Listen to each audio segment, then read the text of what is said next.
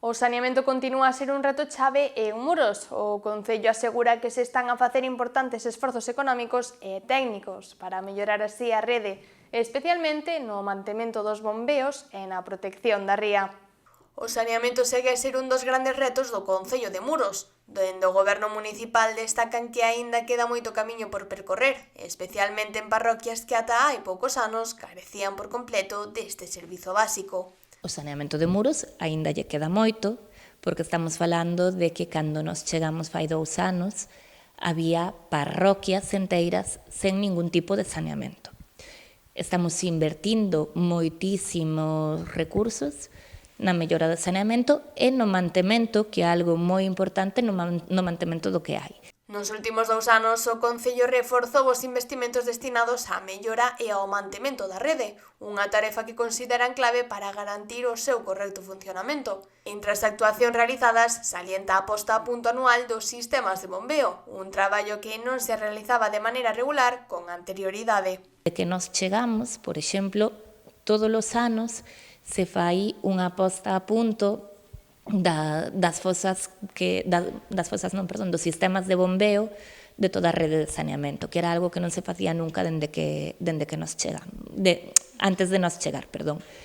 É unha actuación que nos leva unha parte importante no que ten que ver co orzamento e coa asignación económica. Estas inversións supoñen un importante esforzo económico e organizativo para o Concello, xa que absorben unha parte significativa do orzamento municipal e requiren unha elevada dedicación do persoal. Durante as últimas semanas, os traballadores da área de saneamento intensificaron os labores de limpeza e mantemento, chegando incluso a prolongar as súas xornadas para garantir que o servizo estea en condicións axeitadas.